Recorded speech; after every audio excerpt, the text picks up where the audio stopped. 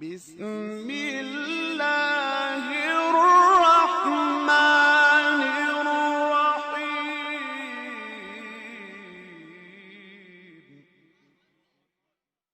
نبوي سیرت. درنو اوریدونکو، ستاسو پام راړو د الحاج مولوي محمد یاسین فهیم صاحب د نبوي سیرت خپرونو ته. انتخاب د تورو خام دی، ستا شایست بادار دی، زما کلام لکه غلام دی. بسم الله الرحمن الرحيم. الحمد لله رب العالمين حمد الشاكرين، الصلاة والسلام على سيد الأنبياء والمرسلين، سيدنا ونبينا وشفيعنا ومولانا محمد وعلى آله وأصحابه الطيبين الطاهرين. قدرمنو اوریدونکو، د ژوند د لارې د خپرونې مینوالو، السلام علیکم ورحمة الله وبرکاته. ستاسو روغتیا او خوشحالي د پاک رب نه غواړم، په دې هیله چې د صحت او عافیت جامې په تن ولرئ او خوشحالي مو په برخه وي. دا دی زه محمد یاسین فهیم د ژوند د لارې د خپرونې په وړاندې کولو کې ستاسو په خدمت کې یم. زموږ د نننۍ خپرونې موضوع بیا هم د محمد رسول الله صلی الله علیه وسلم مبارک سیرت. مشرکینو چې څومره وس وکړه چې د رسول الله صلی الله علیه وسلم د بلنې او د دعوت معنی وګرځي، په څو واره ابو طالب ته راغلل، اما محمد رسول الله صلی الله علیه وسلم خپل دعوت او خپلې بلنې ته ادامه ورکړه. نو قریش د ابو طالب او د محمد رسول الله صلی الله علیه وسلم څخه مایوسه شول. نو د غصې جام یې د خپل قبیلو په هغه غریبو خلکو چپه که چې اسلام یې قبول کړی و او د مرستې او ننګې څوک نه درلودل. د هرې قبیلې خلکو به د خپلې قبیلې په مسلمانانو حمله وکړه. هغوی به یې بندیانول، هغوی به یې ځپل او هغوی به یې په وهلو او په لږه او په تنګه کې د مکې په ګرمو شګو باندې څملول او د هغو په سینو باندې به یې غټ غټ کاڼي ایښودل. چا به هم چې په محمد رسول الله ایمان راوړه، دې ظالمانو او دې وحشیانو به هغوی باندې ظلمونه په هغوی زیاتی او په هغوی وحشت ترسره کوه، چې د هغو کسانو د جملې نه حضرت بلال حبشي رضی الله تعالی عنه و. د حضرت بلال حبشي په زړه کې د محمد رسول الله مینه پیدا شوې وه. د حضرت بلال حبشي په زړه کې د الله رب العزت مینه پیدا شوې وه او د هغه سینه د اسلام پر رڼا باندې روښانه شوې وه. نو د هغه بادار امیه بلال حبشي په ټکنده غرمه کې د مکې په ګرمو شګو کې به څملاوه او بیا به یې د هغه مبارک په سینه باندې غټې غټې ډبرې ایښودلې او بیا به یې ورته ویل تر هغې به په همدې حالت کې اوسې تر څو مړ شي او یا د محمد رسول الله دین پرېږدې او د لات او عزا عبادت شروع کړي. لکن د بلال حبشي په زړه کې د الله او د رسول مینې داسې ځای نیولی و چې هغه په دې لاره کې دا ټول تکلیفونه، دا ټول کړاوونه او دا ټول مصیبتونه برداشت کول، خو د الله مینې او د محمد رسول الله صلی الله علیه وسلم د مینې پرېښودلو ته کله هم تیار نه و. نو بلال په همدې اطلاع او تعذیب او د کړاو په وخت کې یوازې دا غږ پورته کوه چې احد احد، الله یو دی او یوازې همدغه الله د عبادت حقدار دی، لات او عزا د عبادت حقدار نه دی. او بیا به حضرت بلال رضی الله تعالی عنه د محمد رسول الله مؤذن د مکې مکرمې په کوڅو کې ګرځوه. د مکې ماشومانو په لاس کې به کاڼي او لرګي ول او بلال حبشي به په کاڼو او په لرګو وشي. جرم یې څه شی و؟ اسلام. جرم یې څه شی و؟ چې د هغه په زړه کې د محمد رسول الله مینه پرته وه. جرم یې څه و؟ چې د هغه په زړه کې د الله مینه پرته وه. نن هم مسلمانان په هر ځای کې ځپل کیږي، مسلمانانو ته په هر ځای کې تکلیف رسول کیږي. د مسلمانانو او د علماو او د حفاظو په لاسونو کې زنځیرونه او هتکړۍ پرتې دي. د کفر او د شرک او د منافقینو په بند کې شپې ورځې تیروي، کړاوونه تیروي، د هغو جرم څه دی؟ د هغو جرم هم اسلام دی چې مسلمانان دي، د الله دین نه دفاع کوي، د محمد رسول الله د دین نه دفاع کوي، د الله او د الله د رسول مینه د هغو په زړه کې پرته ده. جرم یې دا دی لکه څنګه چې بلال ته یې دا جرم هغوی په نښه کړی و، خو بلال صبر وکړه، تکلیف او کړاو یې تیر که. د الله د مینې او د محمد رسول الله د مینې نه کله هم منحرف نشه. الله بلال ته څومره درجه وکړه، یو تور حبشي غلام و، نه جایداد درلوده نه ښایسته صورت درلوده. محمد رسول الله وایي چې د معراج په شپه جبرائیل علیه السلام سره زه په جنتونو کې ګرځېدلم، خپل تر شا مې آواز واورېده، د څپلیو آواز مې واورېد، چې کله مې وکتل ګورم چې بلال ما سره په جنتونو کې ګرځي. دا دومره عزت، دا دومره شرف او دا دومره مرتبه چې الله بلال ته ورکړې وه، په څه یې ورکړې وه چې هغه په خپل دین باندې استقامت او ثبات کړی و. نو نن هم هغه زموږ ورونه چې اسلام ته بلنه ورکوي، د الله وحدانیت بیانوي او د اسلام مقدس دین ته خلک رابلي، د الله دین نه د دفاع په خاطر باندې راولاړ شوي، کوم تکلیفونه، زجرونه، کړاوونه چې تاسو ته رسیږي په دې صبر وکړئ. الله به د دې بدله تاسو ته په دنیا کې او په آخرت کې درکوي.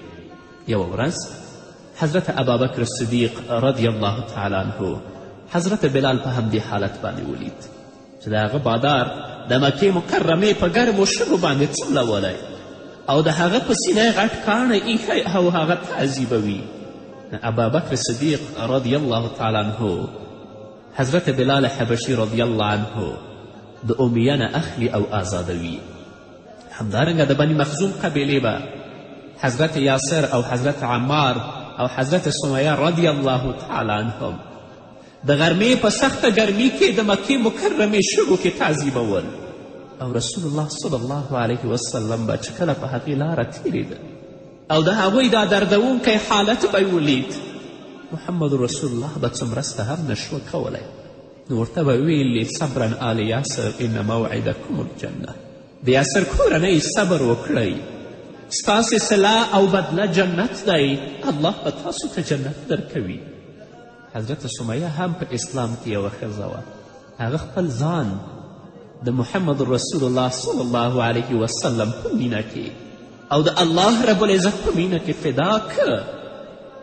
ظالمانو هغه شهیده کړه، د هغه مبارکې یوه پښه یې د یو اس نه وتړله، بله مبارکه پښه یې د بلې اس نه وتړله او اسونه یې وزغلول، په منځ یې نیمه کړه. د هغې جرم څه و؟ جرم یې نه درلوده، د هغې په زړه کې د محمد رسول الله مینه پرته وه، د الله رب العزت مینه پرته وه. نو راشئ زما خویندو، زما میندو، د حضرت سمیې نه عبرت واخلئ. د دنیا په مادیاتو، د دنیا په لذاتو باندې کله هم مه دوکه کیږئ. تاسو یو ور خپله جامه وګورئ چې جامه م څنګه ده، د خپل اعمال او د خپل دیانت وګورئ چې ستاسو دیانت او ستاسو اعمال او کړنې څنګه دي، او حضرت سمیې څنګه وخت تیر کړ.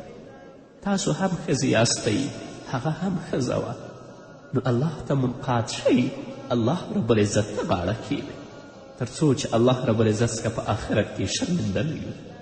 همدارنګه حضرت مصعب ابن عمیر رضی الله تعالی عنه داسې ځوان و چې د ښایست او ښکلا له پلوه د مکې مکرمې په ځوانانو کې وتلی ځوان و. مور یې ډېره مالداره او بډایه ښځه وه، تر ټولو ښکلې او قیمتي جامې به یې ورته اغوستلې. مصعب داسې ځوان و، داسې نازولی ښایسته ځوان و چې د ورځې به یې د 200 دینارو جامې اغوستلې. کله چې حضرت مصعب ابن عمیر رضی الله عنه خبر شه چې محمد رسول الله په دارالارقم کې د اسلام دعوت او تعلیم ورکوي، هلته ورغی او محمد رسول الله صلی الله علیه وسلم سره بیعت وکړه، په اسلام مشرف شه او ویې چې اشهد ان لا اله الا الله و اشهد انک رسول الله. داسې ځوان د هغه ځای نه بیرته راووت، د مور او د قوم له ویرې اسلام پټ که او په پټه پټه به محمد رسول الله ته ورته. یو ورځ عثمان بن طلحه حضرت مصعب په لمانځه ولید، نو لاړه د هغه مور او قوم یې پرې خبر که. مصعب یې ونیوه او بندي یې که او تر هغه پورې د قوم په بند کې و تر څو چې مسلمانانو سره حبشې ته یې هجرت وکړه. د هغسې ځوان یو ورځ محمد رسول الله صلی الله علیه وسلم ناست و، چې حضرت مصعب تیریږي او په ځان یې شلېدلې جامې دي. په هغو جامو کې څو ځایه پیوندونه لګېدلي دي. د محمد رسول الله صلی الله علیه وسلم مبارکو سترګو نه اوښکې راځي، ژاړي او دا وایي چې د مصعب مخکینی او هغه حالت چې لا په اسلام نه و مشرف شوی، هغه حالت ماته رایاد شو چې هغه ډېر ښایسته ځوان او نازولی ځوان و په مکې مکرمه کې چې د ورځې به یې د 200 دینارو جامې اغوستلې. او اسلاف ته ګوره چې په مصعب کې څنګه بدلون او انقلاب راوستی چې نن د هغو په پښو باندې څپلۍ نشته او په ځان یې شلېدلې جامې دي. او د احد په غزوه کې چې کله حضرت مصعب بن عمیر عبدري رضی الله په شهادت رسیږي، څه نشته چې مبارک دی کفن کړي. یو څادر یې دی لنډ چې سر پکې پټوي، د مبارک پښې لوڅې پاتې کیږي، او که پښې پټوي سر یې لوڅ پاتې کیږي. محمد رسول الله سر پکې پټوي او په پښو باندې ورته شنه واښه اچي. نو ته زما ځوانه وروره هم د حضرت مصعب په شان ځوان یې. د هغه ژوند وګوره، د هغه سیرت وګوره. راشي چې ځان د الله اوامرو او د محمد رسول الله اوامرو ته منقاد کړو، د هغه په سیرت روان شو، د هغه په سنتو باندې عمل وکړو. پرېږدي دا د دنیا مادیات، دا محدود ژوند دی، دا د دنیا لذات او خواهشات و فحشا و منکرات پرېږدئ. محدود ژوند دی، لنډ ژوند دی. په دې لنډ ژوند کې ځان الله ته متوجه کړئ تر څو چې الله زموږ نه راضي شي او تا ځوان ورور ته الله عزت د دنیا او آخرت په برخه کړي. نور به واورو قدرمن اورېدونکو، خو د یوې دمې نه وروسته. نن چې دې په ښکلله زیات کوم د ښکلې نوم، نن چې دې په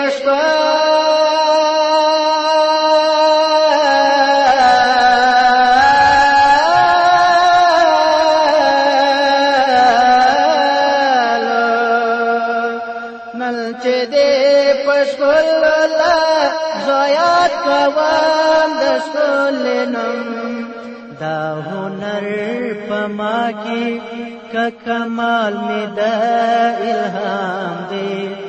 ستا ښایست بادار زما کلام لکه ګلان دی. ستا ښایست بادار زما کلام لکه ګلان دی. ډېر مې ستا ښکلا ته. قدرمن اورېدونکو، بیا هم زموږ سلامونه او نیکې هیلې ومنئ. نو هغه ځوانان چې د هغو په زړونو کې د محمد رسول الله مینې ځای نیولی و، د الله رب العزت مینې ځای نیولی و، مشرکینو ډېر کوشش کول چې هغه د محمد رسول الله د دین نه منحرف کړي. هغه به یې تعذیبول، هغه به یې وهل، هغه به یې ډبول. خو قریش په خپل دې کار کې ناکامه شول، ناهیلې شول. او محمد رسول الله صلی الله علیه وسلم کله هم نرمي ونه ښودله او د هغوی غوښتنو ته یې مثبت جواب ورنکه. نو قریشو اوس دا کار شروع که چې د خپل هغه مشرکین ځوانان یې د محمد رسول الله صلی الله علیه وسلم په خلاف راوپارول چې تاسو محمد رسول الله ته د دروغو نسبت وکړئ او دا ورته وایي چې ته کاذب یې، العیاذ بالله، ته دروغجن یې، دا کم څه چې ته موږ ته وایې دا شعر او کهانت دی.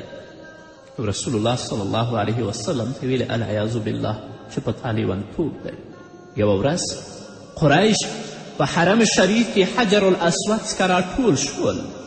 نو په دې وخت کې محمد رسول الله صلی الله علیه وسلم د بیت الله نه طواف کوه. نو قریشو چې محمد رسول الله صلی الله علیه وسلم د طواف په حالت کې ولیده، نو په محمد رسول الله صلی الله علیه وسلم یې مسخرې کولې. رسول الله ودرېد او ورته یې ویلې چې ای قریشو واورئ، قسم په هغه خدای چې زما روح د هغه په قبضه کې دی، هلاک به شئ. ټول خلک غلي شول او له حرکت څخه ولوېدل او د محمد رسول الله صلی الله علیه وسلم خاموشولو او نرمولو په خاطر یې ورته نرمې خبرې شروع کړې، ځکه هغوی په دې پوهېدل چې الله رب العزت د محمد رسول الله دعا نه ردوي، هغه به زموږ په حق کې قبوله شي، موږ به هلاک شو. نو کوشش یې کوه چې رسول الله خاموشه کړي او رسول الله صلی الله علیه وسلم ته نرمې خبرې شروع کړي. سبا بیا مشرکین په حرم کې حجر الاسود څخه ناست ول چې محمد رسول الله صلی الله علیه وسلم طواف راپاره راغی. نو ټولو مشرکینو یو ځای په ګډه په محمد رسول الله باندې حمله وکړه او محمد رسول الله یې په منځ کې راګیر کړه. څوک هم نشته پرته له الله نه چې د محمد رسول الله نه دفاع وکړي. د مشرکینو په منځ کې راګیر دی. یو مشرک د محمد رسول الله صلی الله علیه وسلم د څادر دواړه سرونه ونیول او راکش یې کړل او د محمد رسول الله نفس یې خفه کړ. ابابکر صدیق رضی الله تعالی عنه راغی او د محمد رسول الله صلی الله علیه وسلم نه دفاع کوله او د رسول الله صلی الله علیه وسلم د خلاصون هڅه یې کوله. ابابکر صدیق سترګو نه اوښکې روانې وې، ژړلې او دا یې ویل چې ای مشرکینو، آیا تاسې هغه سړی وژنئ، هغه سړی وهئ، هغه انسان ډبوئ چې هغه وایي چې زما رب الله دی، صرف په دې جرم باندې تاسې هغه وژنئ. هغوی رسول الله صلی الله علیه وسلم پرېښود او د ابابکر صدیق رضی الله تعالی عنه وهلې شروع کړل. د ابابکر صدیق سر یې زخمي کړ. نو نن هم مسلمانانو ورونو، په ځانګړې توګه هغه ځوانانو چې تاسې اسلام ته خلک رابلئ، د الله د وحدانیت او د الله د دین نعره پورته کوئ. که تاسو ته هر تکلیف در رسیږي، هره ستونزه در رسیږي، تاسې په هغه باندې صبر وکړئ، د الله نه استقامت او ثبات په دې لاره کې وغواړئ، خو کوشش وکړئ چې د خپل هر صالح عمل د الله د رضا لپاره وکړئ، خپل زړونو کې اخلاص او صداقت ته ځای ورکړئ. نو په دې لاره کې راپورته شوي یو، هر کړاو، هر تکلیف او هر مصیبت به منو، خو د الله نه به د هغې بدله او اجر په آخرت کې غواړو. الله رب العزت دې زموږ صالح اعمال د خپل رضا دپاره وګرځوي. یوه ورځ محمد رسول الله صلی الله علیه وسلم د خپل کوره راووت. هر څوک به چې د محمد رسول الله مخې ته راغی، که آزاد و او که غلام و، که نارینه و او که ښځینه و، رسول الله صلی الله علیه وسلم ته به د دروغجن نسبت کوه. العیاذ بالله رسول الله ته به یې دا ویلې چې ته دروغجن یې. رسول الله مایوسه بیرته کور ته ستون شو. ډېر ستړی او خفه و، ځان یې په څادر کې راونغښت د ډېر خفګان له لاسه. دغه و چې الله رب العزت دا آیتونه نازل کړي: یا ایها المدثر قم فانذر وربک فکبر وثیابک فطهر. ای هغه انسانه چې تا ځان په څادر کې رانغښتی دی، ته پاڅه، فانذر ته خلک وویروه، د الله د عذاب نه خلک ویروه، بیا هم د خپل د دعوت او د تبلیغ کار مه پرېږده. نو رسول الله صلی الله علیه وسلم د دعوت په لاره کې، د بلنې په لاره کې او د الله رب العزت دین ته د رابلنې په لاره کې ډېر تکلیفونه او ډېر کړاوونه برداشت کړي دي. رسول الله پرې صبر کړی، رسول الله د الله نه ثبات او استقامت غوښتی. نو الله هغه ته شرف د دنیا او آخرت برخه که او د هغه دین د دنیا هر ګوټ ته ورسوه. او مشرکین داسې وحشیان ول، داسې ظالمان ول چې هغه کسانو به په محمد رسول الله ایمان راوړه یا د رسول الله صلی الله علیه وسلم تر څنګ به ولاړ ول، نو مشرکینو به هغه هم تعذیبول، هغه به هم ډبول. یوه ورځ حضرت ابابکر صدیق رضی الله تعالی عنه د خلکو په منځ کې د الله او د الله د رسول په لور بلنه ورکوله چې مشرکین د ابابکر صدیق رضی الله تعالی عنه په خلاف راوپارېدل. حضرت ابابکر صدیق ډېر ووهه. یو ظالم مشرک و چې د هغه په څپلیو کې میخونه ول، هغه د خپل څپلی راواخیستله او حضرت ابابکر صدیق رضی الله تعالی عنه یې په مخ او په خولې باندې وهه. د ابابکر صدیق رضی الله عنه مبارک مخ دومره پړسېدلی و چې د هغه پوزه او خوله نه ښکاره کېدله. جرم یې څه و؟ اسلام. هغه بل جرم نه درلود. د مشرکینو په نزد باندې د ابابکر صدیق جرم دا و چې ستا په زړه کې د الله مینه او د الله د رسول مینه پرته ده او ته خلک د الله دین او د الله د رسول دین ته رابلې. ځینې خلکو حضرت ابابکر صدیق رضی الله تعالی عنه خپل کور ته ورساوه چې د ابابکر صدیق رضی الله عنه په مرګ کې هغوی شک نه درلوده، ځکه ابابکر صدیق بېهوشه پروت و. مازدیګر و چې ابابکر صدیق په هوش کې راغی او خبرې وکړې او لومړنۍ پوښتنه د ابابکر صدیق رضی الله عنه دا وه چې د محمد رسول الله څه حال دی. ابابکر صدیق ته ویل شو چې محمد رسول الله روغ رمټ دی. ابابکر صدیق وویلې قسم په هغه ذات دی تر هغې به نه څه وخورم او نه به څه وڅکم چې محمد رسول الله صلی الله علیه وسلم په خپلو سترګو ونه وینم. نه به څه وخورم او نه به څه وڅکم تر څو چې محمد رسول الله په خپلو سترګو ونه وینم. دوو کسانو ابابکر صدیق خپل لاسونه د دوه کسانو په اوږو باندې ږدي او د محمد رسول الله صلی الله علیه وسلم حضور ته ورځي. د رسول الله زړه ورته نرمیږي او د مبارکو سترګو نه اوښکې روانې. هغوی هم دنیوي ژوند درلود. قدرمنو اورېدونکو، هغوی هم اولاد درلود، هغوی هم بچیان درلودل، کورنۍ یې درلودله، خو دومره تکلیفونه او ستونزې او کړاوونه یې څه لپاره بند نه شول؟ د اسلام لپاره. نن هم قدرمنو اورېدونکو په ډیر بد حالت کې مسلمانان ژوند کوي. د اسلام او د انسانیت دښمنان مشرکین او یهود و نصارا تل لپاره دا کوشش کوي چې مسلمانان ورونه او خویندې د اسلام نه منحرف کړي، د دوی دنیا او آخرت برباد کړي. خو الله دې موږ ته استقامت راکړي، الله دې موږ ته ثبات راکړي. راشئ د محمد رسول الله سیرت نه عبرت واخلو چې دا موږ ته څه پیغام لري. نو ګرانو خویندو، ګرانو ورونو، د الله د رسول سیرت مطالعه کړئ، د هغه نه پند او عبرت واخلئ. د دنیا په ژوند او د دنیا په مادیاتو باندې کله هم مه دوکه کیږئ. د دنیا ژوند ډیر محدود دی، د دنیا ژوند ډیر لنډ دی. راشئ په دنیا کې داسې کار وکړو چې د خپل ابدي ژوند ښایسته کړو. بیا هم د خپل هغو ورونو لپاره چې د اسلام د دفاع په خاطر راپورته شوي، په دې لاره کې تکلیفونه کړاوونه ګالي، یا یې هتکړۍ په لاس کې دي، په بندیخانو کې پراته دي، د الله نه ځان لپاره او هغوی لپاره صبر و استقامت غواړم. الله دې د هغوی کړنې او زموږ کړنې د خپل رضا لپاره وګرځوي. الله دې دې بدله موږ ته په دنیا او په آخرت کې راکړي. نو قدرمنو اورېدونکو، دا وه زموږ نننۍ خپرونه چې ستاسو درانه حضور ته وړاندې شوه. تر بلې خپرونې پورې چې زه بیا هم ستاسو درانه حضور ته راځم، تاسو ټول په پاک رب سپارم. پاتې ژوند نیکمرغه، ښاد، بریالي او کامیاب اوسئ. تل بدی د حق پسپر دو خپل او پردی پیژن